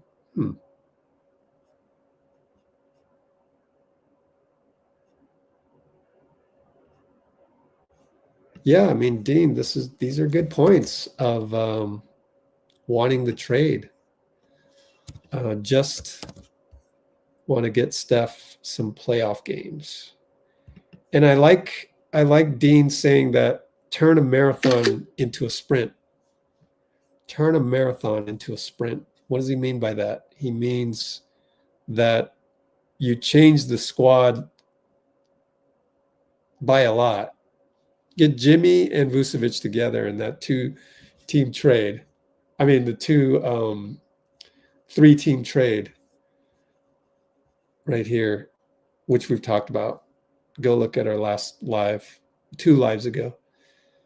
Any of the trade live streams. And Dean says that you change the team a la Dallas Mavs last season. And make it a sprint to the 82-game finish line. We just got to get in as a 6th seed, and you never know.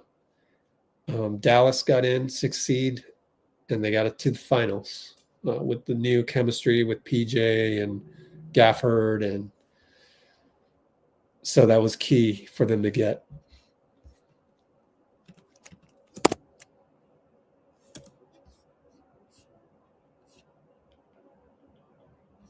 Okay, Dean. Yep, of course he does. Right now he does.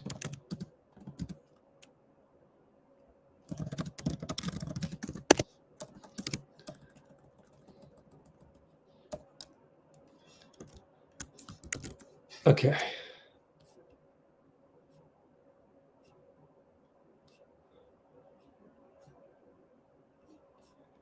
Cool. We're almost getting to the end of the comments on YouTube.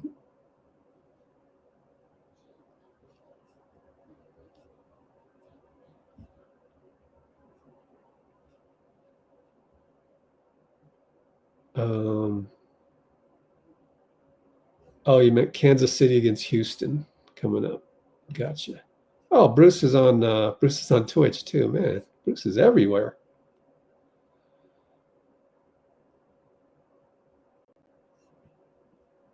Oh, yeah.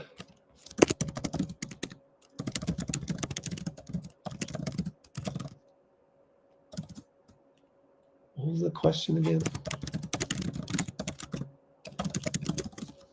Okay.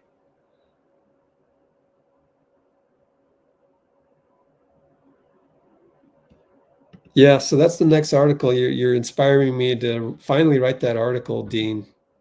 I don't know if I will, because I've always found myself to be super tired after live streams. But yeah, this trade that you can see on my back screen, that's what I would write about. I'd say, hey, Dean Chambers came up with this. It gets his Jimmy Butler and Vucevic together. It has to be done on February 5th or 6th because it involves Dennis Schroder going to the Bulls. So is Kevon Looney. And the Heat get Andrew Wiggins, GP2, Kyle Anderson, Brandon Pajemski.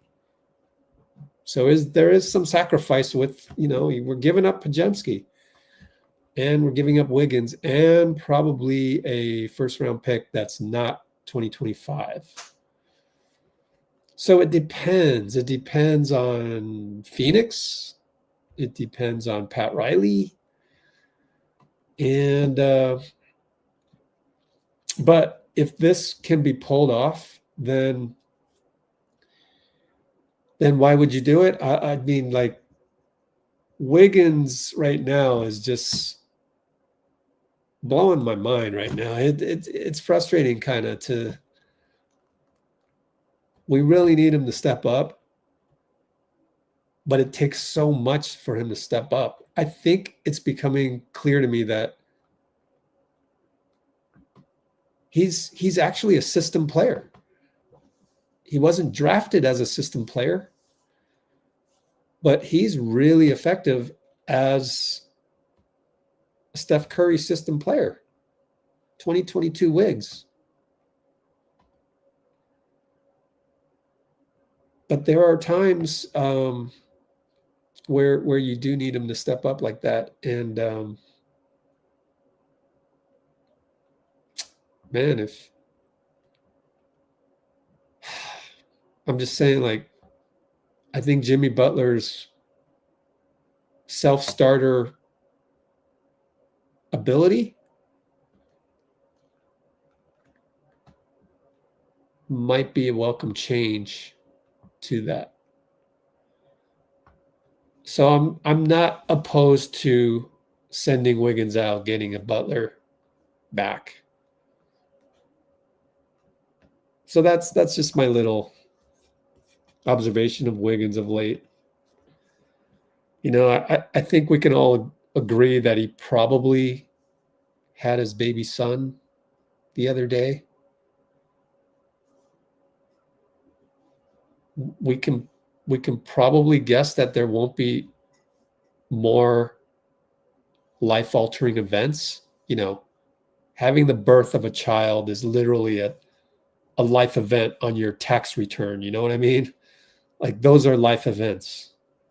Your father, your father in the hospital on the brink of death. Those are life events. So when there's a life event, Andrew can't focus on the basketball, and it's hard to expect him to. So I don't know what to say about that. It's tough. Just like Dennis Schroder, right? People forget. He's got 3 kids in Brooklyn. We talked about this last night. You can't ask your wife and 3 kids to come live with you in a hotel room when you don't know if you're going to get traded again on February 5th. And don't you think it's kind of interesting that I think the Warriors were real with them? I think Mike Dunleavy said, you know what? I'm not going to lie, dude. We could trade you on February 5th. Not going to lie, man. So don't don't uproot your family from Brooklyn in the house that you just moved into. Think about the kids, right? You just moved into, they're getting acquainted with that house. All of these like moving target type things. So that kind of a life event too. That's like a life event too for Dennis. So putting it in that perspective, you kind of, and this is what we do at Let's Go Warriors, right?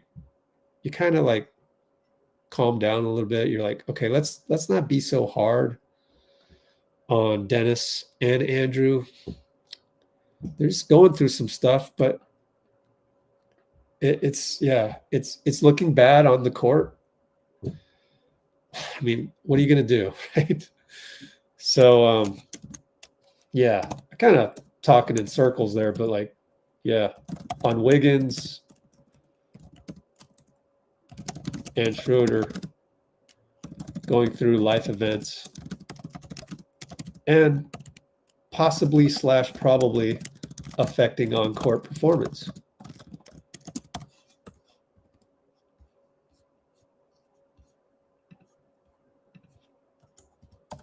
So the conclusion on that is, it is what it is. Hate to say that. It is what it is. Makes me wonder, is Buddy Hield? Is Buddy Hield going through some life event? You wonder. I wonder. I have no idea. No one has any idea. Actually, probably Chris DeMarco does, but I'm not going to text him that. I got to link up with Chris DeMarco in the offseason and just say, hey, man, I got to tell you what we're doing on Let's Go Warriors. Can you? But then you kind of go, I'm not going to bother him. This guy has to do a job. So what I'm going to do, bother him with little pepper questions here and there. So it doesn't matter that you know a guy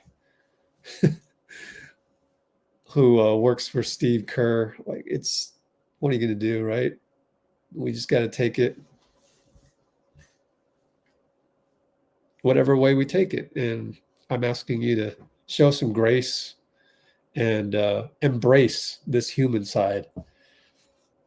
Embrace this human side of the Warriors, because when you do that, that is really special. That's really cool. And that really gets you to love the team rather than just based on wins and losses. So going back to the news, Allen Iverson congratulated Steph on Instagram. And then there was also a little post-game thing from Steph. So first thing we're going to do is we're going to pull up Allen Iverson's congratulations to Steph as we segue into the news that came down the wire part, which you guys voted for. We'll just end the poll right now.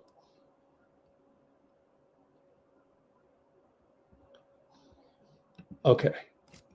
Oh, you guys are still talking trade? Okay, maybe we'll look at we'll look at your conversations that you guys are having, because Dean Chambers asked Bruce a question.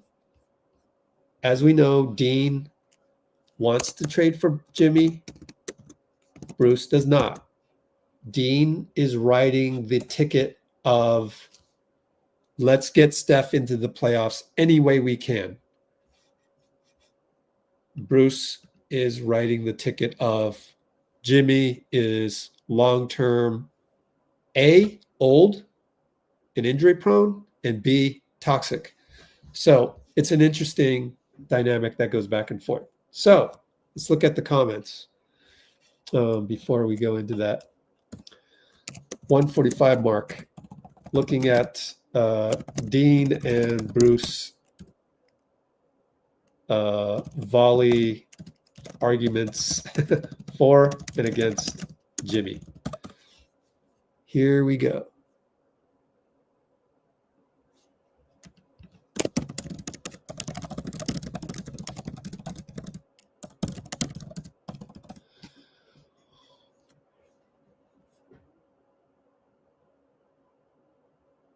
Let's see. All the depth is gone in the locker room. Oh, wait a minute. Dean Agon says, why not trade away Buddy? I think Dean and I concluded that Pat Riley wouldn't want Buddy.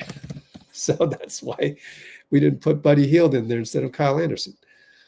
All the depth is gone and the locker room harmony is gone. I don't know if that is absolutely true. Wouldn't Jimmy, I'm slowly entering the conversation here. Sorry, Bruce and Dean.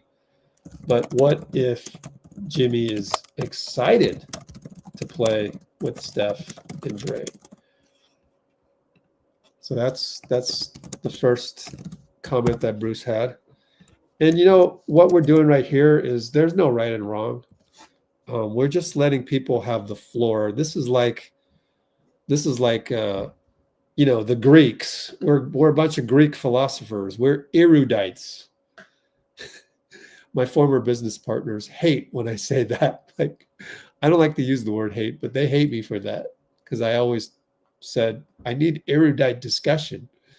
We're a bunch of Greek philosophers having some erudite discussion about this. So I don't think anybody's wrong. It's just good to listen to each side and be emotionally regulated again. I repeat, we need to have emotional regulation.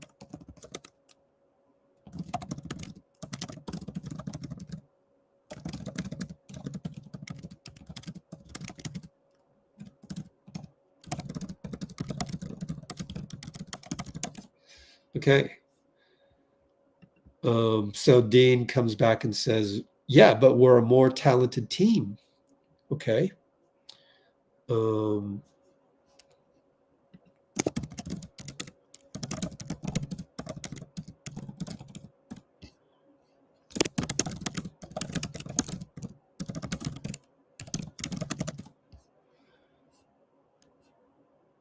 I'd trade Moody. Yeah, that is the reason why we don't include Moody. Yep. Bingo on Moody's contract being ultra complicated. Can't really touch that. I don't even want to think about it. It's so complex in terms of having to send out 11 million but only getting back 5, something like that, or vice versa. Trade would have been brilliant 2 months ago, says Bruce. Can't expect to turn soda into green tea. Oh my goodness. I don't even know what to say about that. And then, of course, the injury concern for Jimmy. Okay, yeah. I get that. Yeah. Dean on Dean. I agree. Where would we be without Dean Chambers? There it is.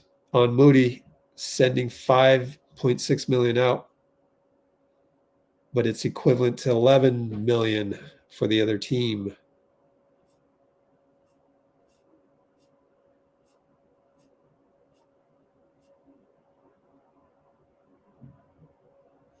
Yeah.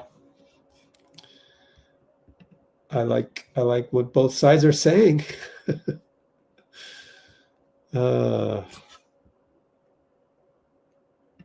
It's a risk, but that's what I think you have to do. And that's why I want to wait until February 5th, see where we are in the standings, see how Jonathan is playing again. And I've said this before. There's always been like trade rumors and stuff, and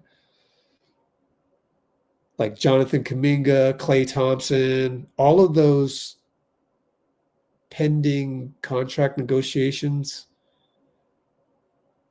Usually what I say is July 1st, you're going to feel a lot different than you feel today.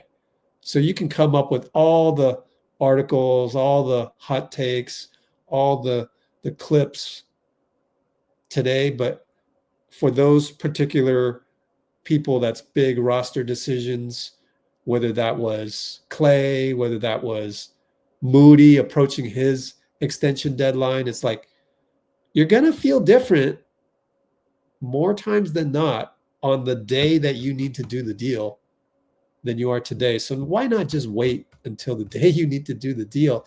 And I think that's transferable to life, actually. So like Steve will always say, I learned a long time ago not to make a decision until you need to make a decision. That's why I can't tell you right now who I'm going to start next game. And I can't tell you who's going to be injured and who's going to be available, who's going to be out, who's going to be questionable. Actually, he uses the questionable as an answer. Let's just say he's questionable. I don't know. We don't know until that moment in time whether we're going to start this guy. Same thing with trades. So I say wait. Okay.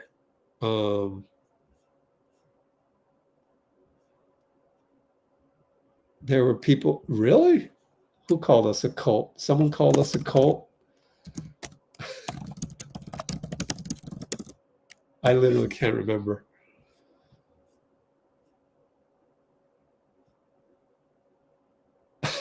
Butler is a scissor. So Bruce says, the trade looks good on paper, but Jimmy Butler is scissors. Jimmy Edward Butler scissors hands. It's a good one, Bruce. Man, these are good. Back and forth, man. I like it. We're literally Greek philosophers. Who is Plato and who is Socrates? I don't actually know my Greek philosophers, so I don't know. All right, Dean Agon, thanks. He talked about soda and ginger ale. Love it. That's because Bruce said that getting Jimmy Butler is like drinking soda. It only helps you in the short term.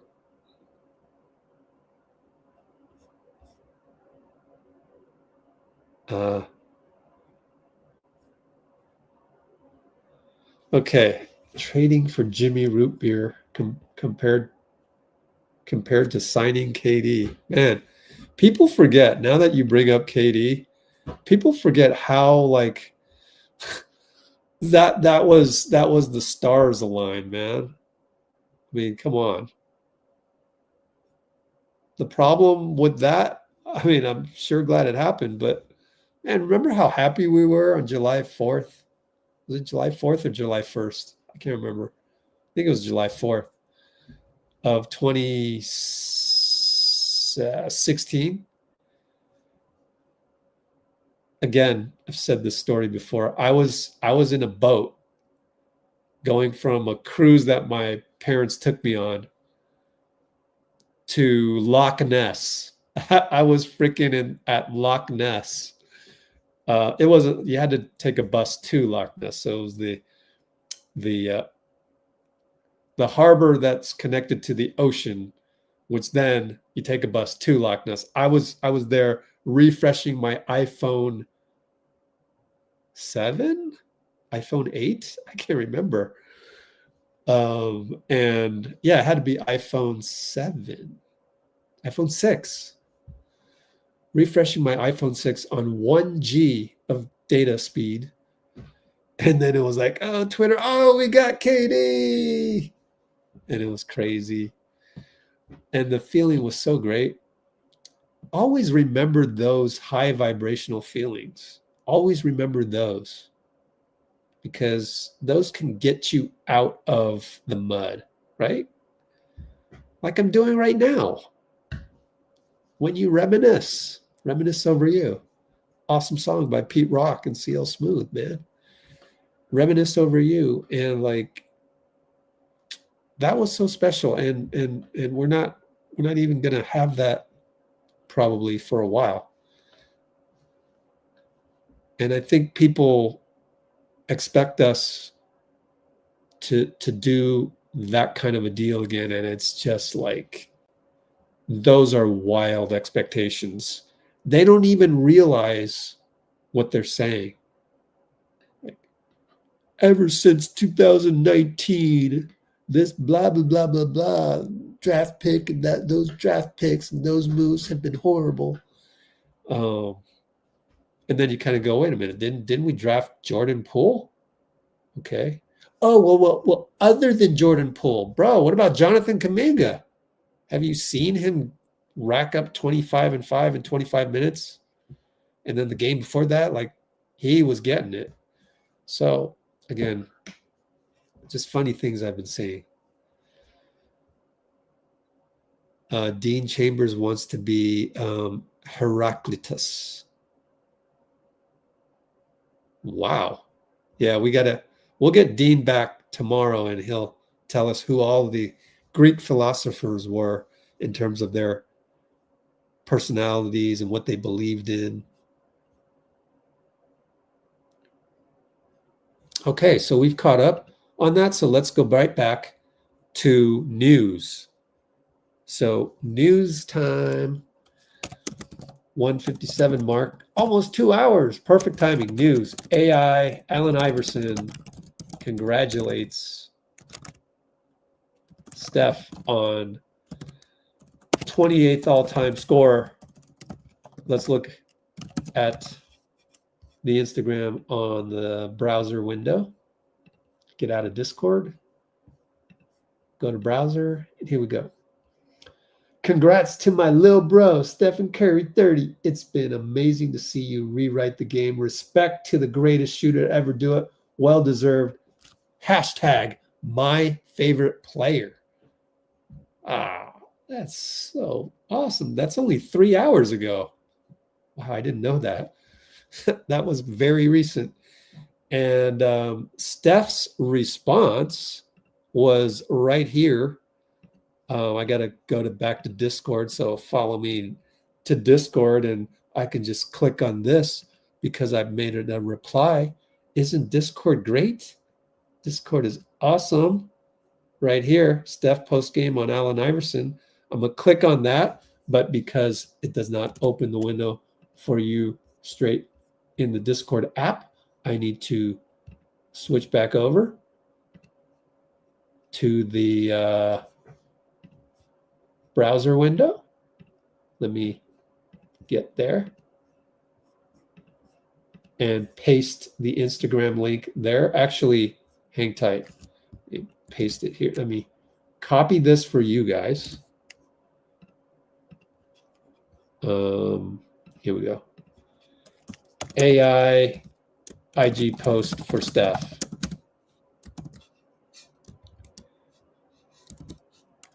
Just in case you needed that.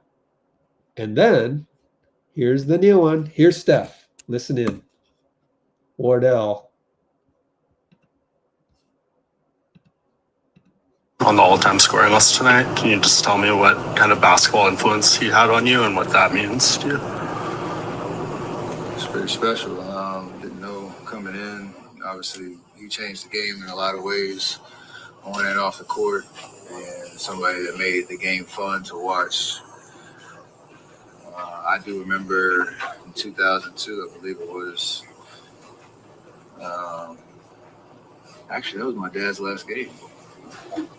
First round of the playoffs when the first or second round, might be second round when Vince missed the 2001. Okay, so he had one more year after that. But remember that playoff series, and AI just going crazy. A couple games. Yeah. Vince missed that turnaround for their bench. My dad was the inbounder. So I remember watching a lot of his games, obviously. And it's pretty cool to be in a situation where you're among those type of names in the all-time ranks. Oh man, that's great. And I gotta find more of Steph in the locker room. This part I miss. I'm not gonna lie to you. If there's one thing, actually, I mean, morning shoot-arounds were good too. So I don't miss the trouble of getting there. Do you guys realize how many steps it takes to get to the Warriors locker room, to talk to Steph, to be there to film this? For me, Airbnbs, budget airlines to Toronto, staying in a hostel at Toronto. It's a damn good hostel that they have there, but it's affordable. Getting to the 6 a.m. flight the next day, it's very hard on your body. So I really appreciate this guy. The link is in the comments.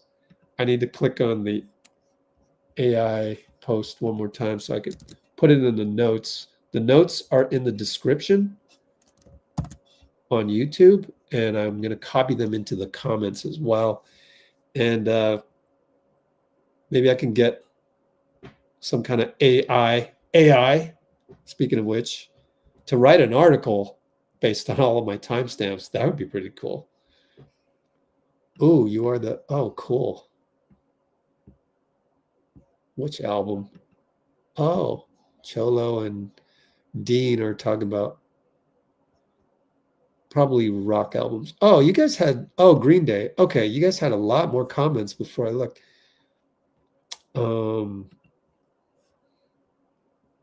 Okay. Groucho Marx? Robbie. Robbie has an answer for the Jimmy Butler being scissors on a deal for Jimmy Butler that looks good on paper. And that is that scissors are composed of two steels put together. And both steels have edges. Yeah. All right. Bubba Chuck, Allen Iverson's nickname. Love it. Diogenes. Don't know. You'll have to explain that tomorrow. Thanks, man. I am a tecton. What the heck is that?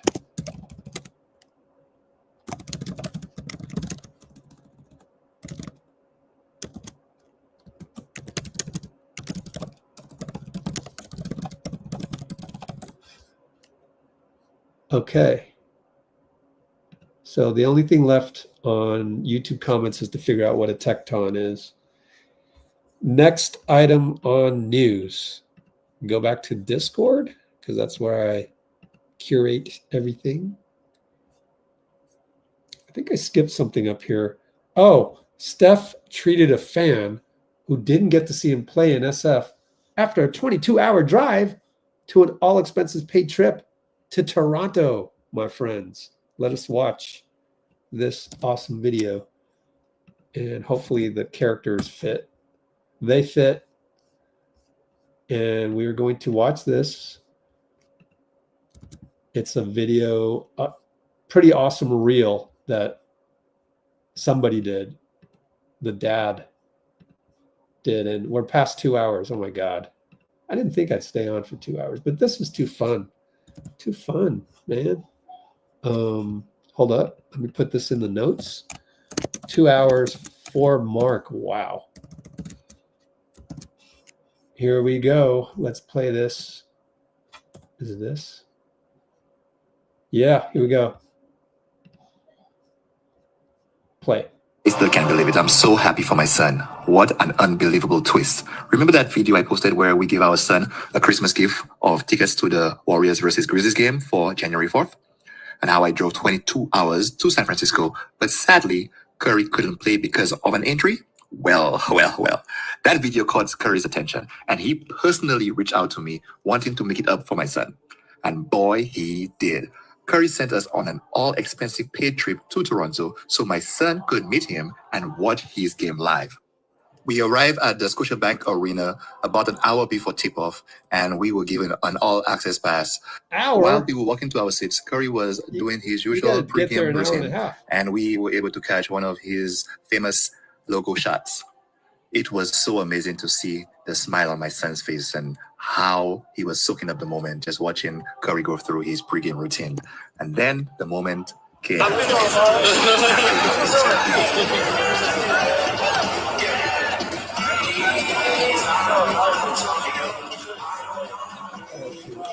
Hold up. We got some background music there. I don't want to be demonetized just because we got Drake in the background. Let me, I don't know. How do I get rid of this? Do this. Well, we can just step forward a couple seconds. Oh, I got to play it. Okay, good. It went to another one. Next one. Hopefully there's no background music. There is background music. So anyways, he's signing the autograph. And you got the link in the comments. So let's get out of there. I don't want to get demonetized just because of that.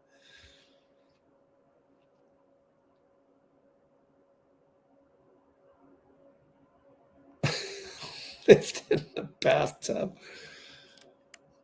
How do you pronounce that? Diogenes? Greek philosopher. Okay. Anything else on the news front? Let's go back to Discord. I don't think so. I think that's it. We got a bunch of behind the scenes stuff from Toronto that I'll skip. Matter of fact, I got to go do the video of it. Yeah, Allen Iverson. And then notes for Warriors, Timberwolves. Anthony Slater says GP2 is back on track to return, or is on track to return for the Warriors tomorrow in Minnesota. He's probable. Draymond and Kyle Anderson are questionable. Brandon Pajemski remains out, which means we need to check the NBA injury report to see what's up with Kyle Anderson. Injury report right here. Refresh. Okay.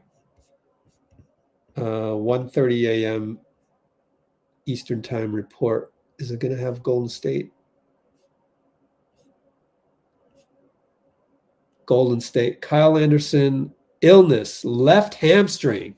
Damn. We're dropping like flies. Kyle Anderson, left hamstring, questionable.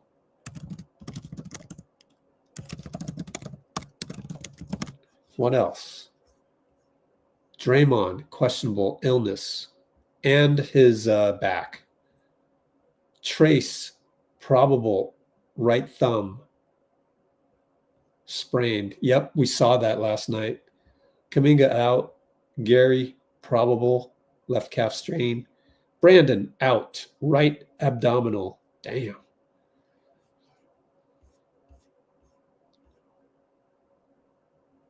Okay.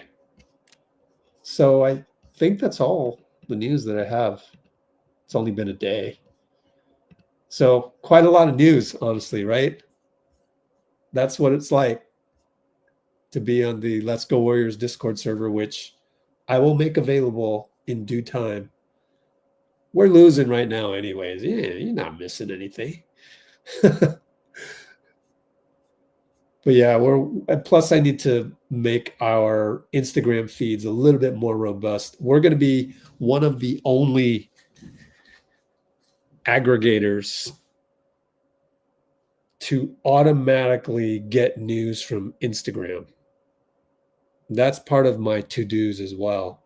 And that's what makes it so special. And people are just not going to realize the power of it.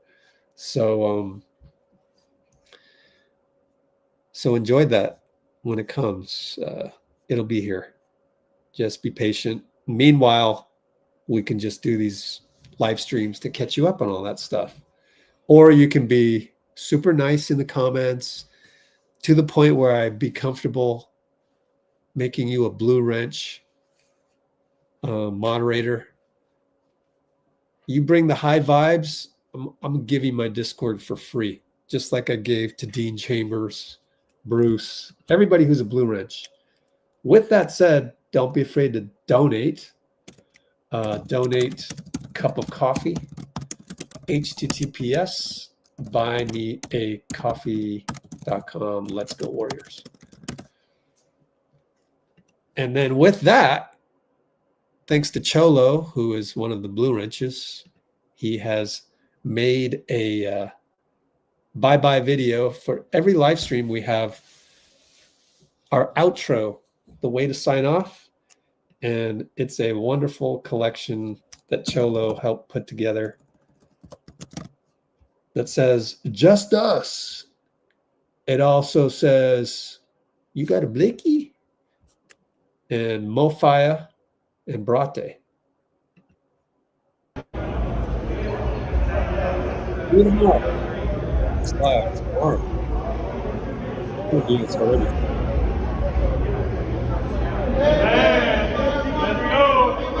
It's 30 p.m. Today he came back. He came in today talking about how he got J.K. he got a new blicky. For the uninformed, what's a blicky? How you don't know about no blicky, man? You had a blicky? You told me you had a blicky growing up. Yeah. You was a shooter. Yeah, that's a blicky.